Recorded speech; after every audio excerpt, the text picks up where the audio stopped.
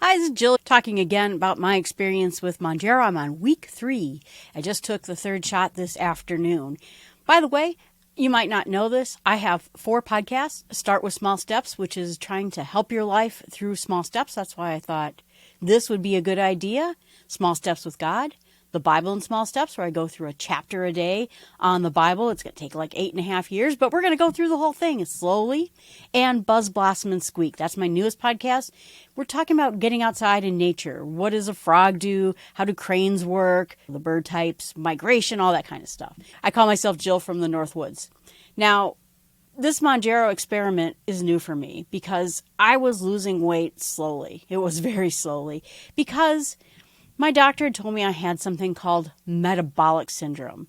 And metabolic syndrome means you get into this conundrum where there's so much sugar floating around in your body, and then you start pumping out insulin like crazy to try to combat it. And then the body is just like, whoa, so much insulin, and just starts to ignore it. What insulin does is it draws fat and energy, calories out of your fat store so it can burn it. And if that doesn't work right, your ability to lose weight dissipates. And so you have so much sugar going on, so much insulin going on. Maybe you're burning out your pancreas, which produces insulin. That's when you start going into the diabetes range.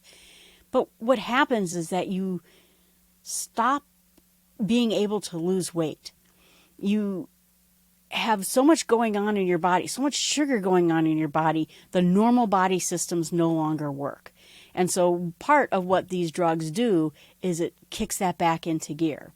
So just to talk a little bit about this week's progress, and we'll talk about that in terms of the metabolic syndrome and diabetes, is that I am down 0.8 pounds. And it's funny because I was like, well, that's not much. But you'd be happy almost in any week that you lost almost a pound, right? And I do take measurements, and the measurements say from the very beginning, I'm probably down about 6 inches throughout all over, primarily in my waist. That's always where I lose weight, and that means that my pants fall down, even though they're the pants that fit me right now. So that's exciting. The other non-scale victory, they call them, is that I had a pair of black pants that I bought a while ago, and I just got a little tight. And I know I haven't lost a whole lot of weight, but I'm speaking at a conference this week called MacStock. You can look it up, the MacStock conference, talking about technology. And I looked at those black pants and I thought, boy, that would be a nice thing to bring and wear, because it's sort of a casual conference for the speakers and the listeners. Instead of dress pants, maybe black jeans. Guess what? I fit in them, and I haven't fit in them for a while, so that was exciting for me. But I mentioned the last time that sometimes it's nice to have these non-scale measurements going on so that when you do have a week where you sort of hope to lose more weight, but you didn't, and like I said, no one should be disappointed with 0.8 pounds ever, you have these other things. Look, you got into some pants that didn't fit. You lost a few inches on the tape measure. And those are exciting methods that you have. But here's really the big one for me, is that I had bad blood sugar, which is how we got into this in the whole case. And I was losing weight steadily, but it was really slow. We are talking about 15 pounds in 3 years. And I was eating about a 1,500 a day calorie diet. Now, I would go up on occasion, a special event, or my friend and I spent the day hiking and we stopped off at McDonald's. Right. Not good, but it was very rare.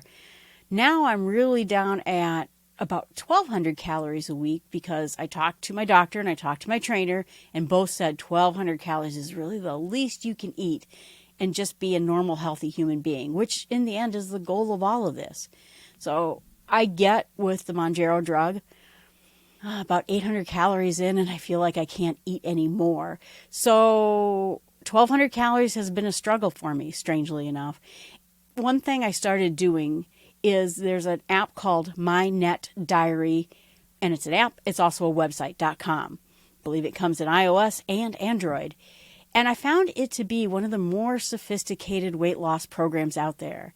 Now, there are some other ones out there that do a lot of coaching. Hey, Jill, way to go. You got in some protein.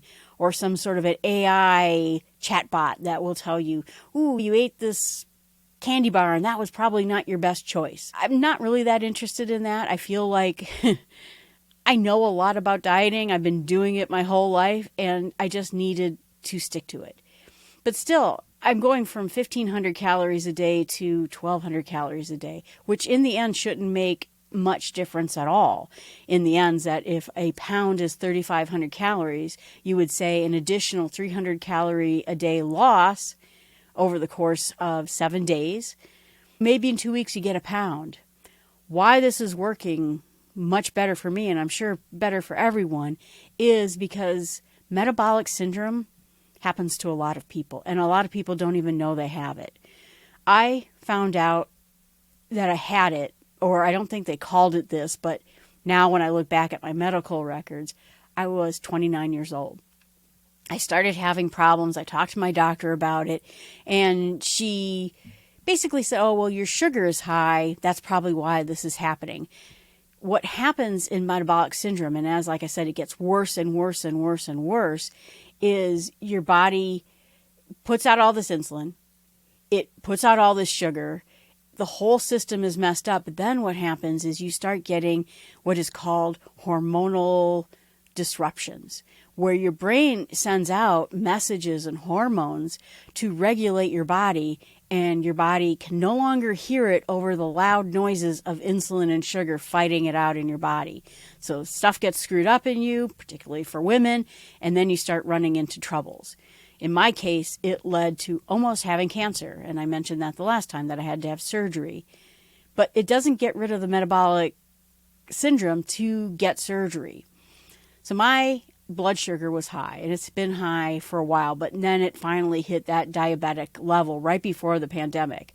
And I told myself during the pandemic I was going to work on it.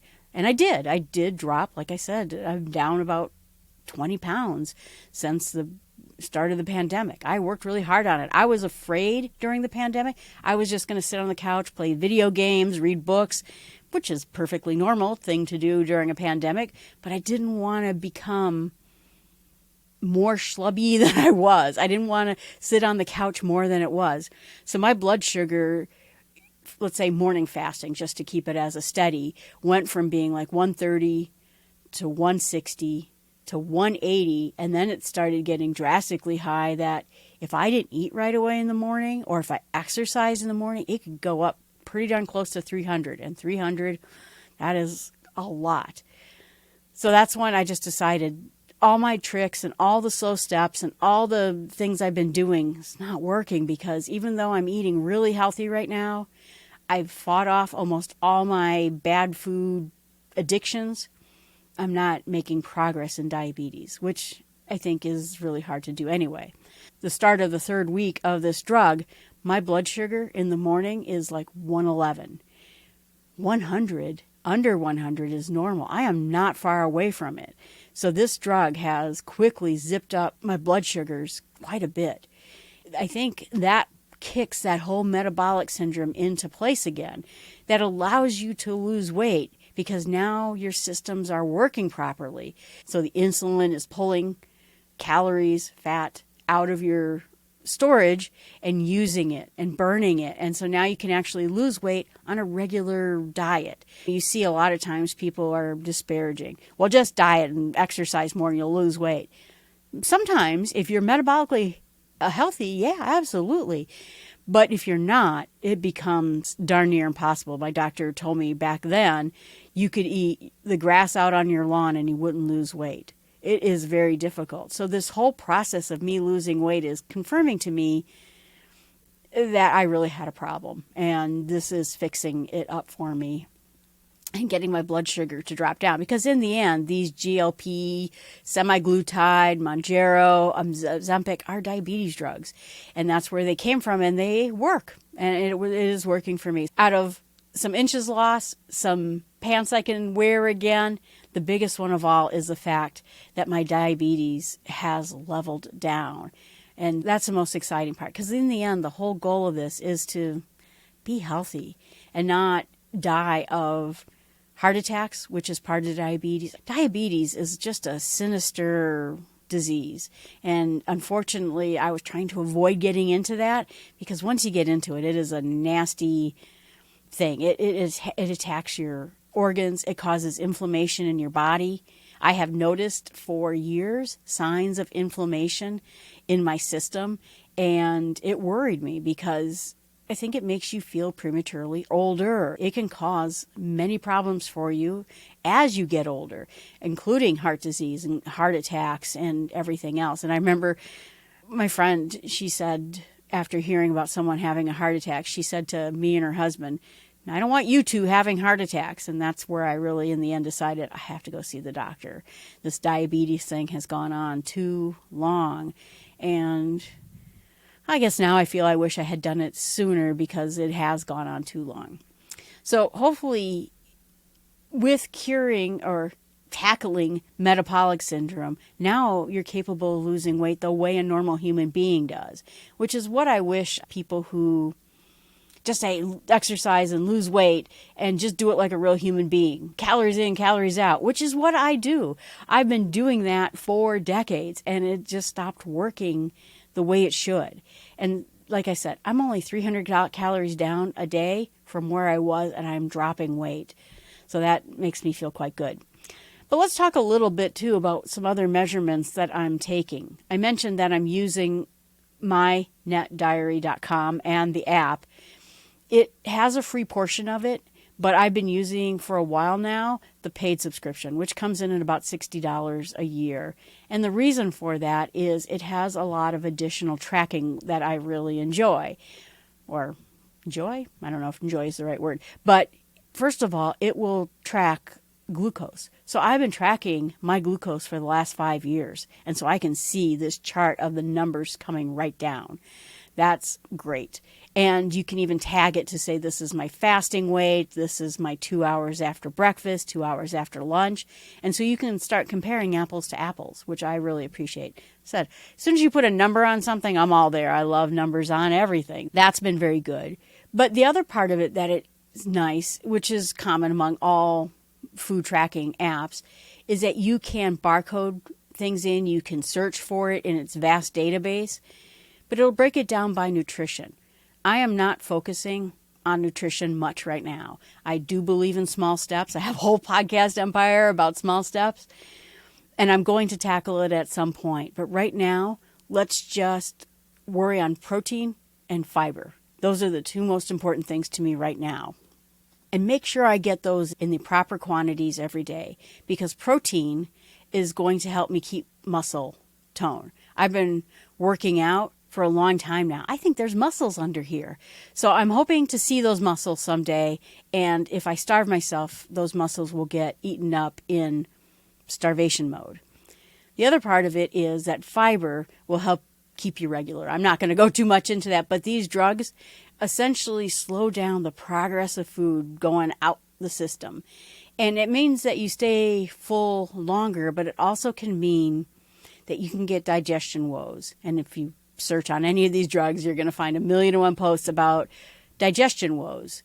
And it can be everything from gas to diarrhea to constipation to worse. And people feeling like kind of a big lump in their stomach that's just not going anywhere. So fiber, protein. And then the last thing is water. This app can track your water through the day. And one of the nice things about this app is I have a number of water bottles. I have a Yeti water bottle. I have some cheap Amazon bottles that are dark gray. I can actually put them in and say this one is 26 ounces, this one's 18 ounces. And so all I have to do is say I finished a lime green, I finished a dark silver, and I also finished a black. See here? Silver.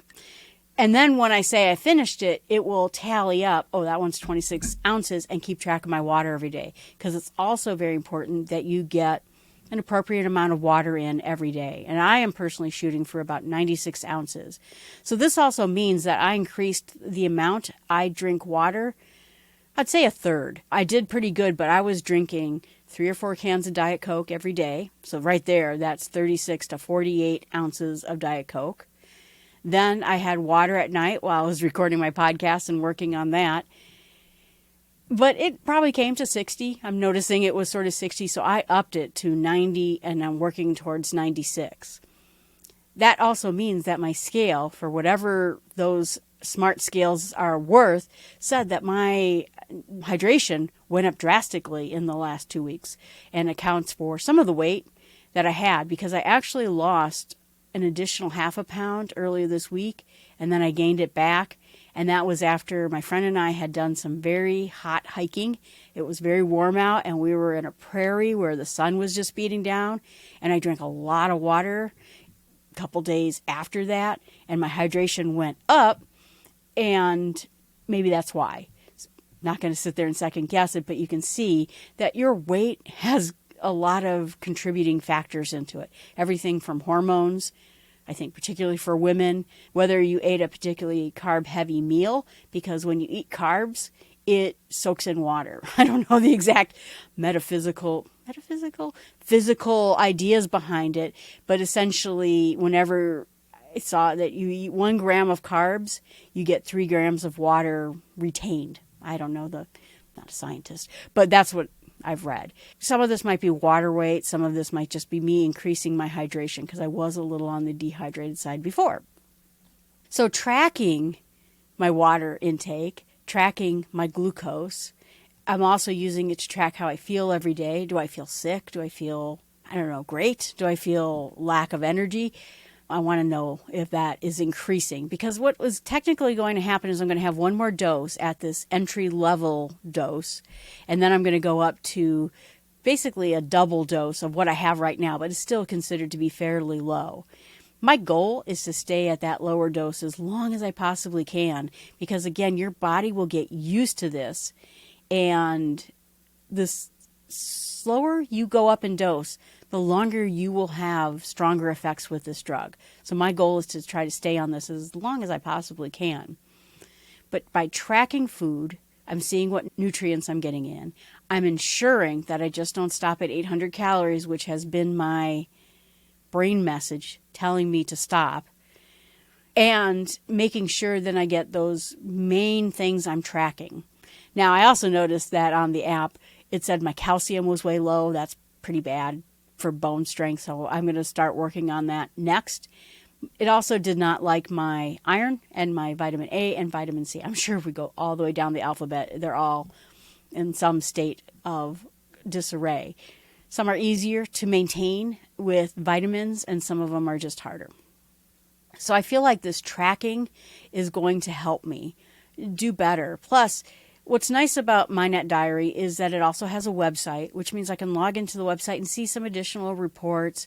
I can look at it and make sure that I'm doing everything I can to stay healthy. One of the things that I noticed with a lot of people taking Mounjaro or semaglutides or any of the drugs is because you don't get those hunger signals very often, you may just stop eating. And there's a lot of people who are like, great, do that. Just stop eating, because you can just drop weight very fast. But then you also read people, I'm mostly looking at Reddit and some of the subreddits when it comes to these drugs. People feel tired, lack energy. Some people said they found it hard to get out of bed. Sometimes people said they're having hair loss issues and muscle loss issues.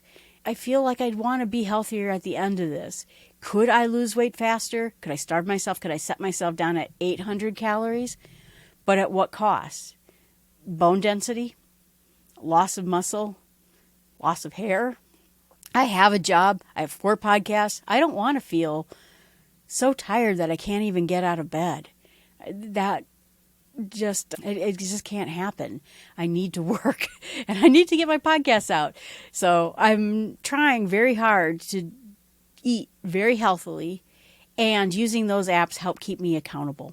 It shows me where my holes are in eating. So if I look at the day, and I can look at it right now, and it says I'm about 13 grams short on protein. So then I think, well, what can I have that has a decent amount of protein? I could go down and just get a cup of cottage cheese or a yogurt or something like that, and I could probably hit that pretty easily. So that's some troubleshooting for you. I know that sometimes food tracking, upsets people or they don't enjoy it very much, but I'm finding it very beneficial for me. I'm finding it that I can actually fix what's wrong with the day when it comes to food before the end of the day is there. And sometimes I even, at the beginning of the day, I put in there what I'm going to eat for each meal, and then I look at it and say, ooh, I'm a little low on fiber. What could I do to get myself a little extra fiber today?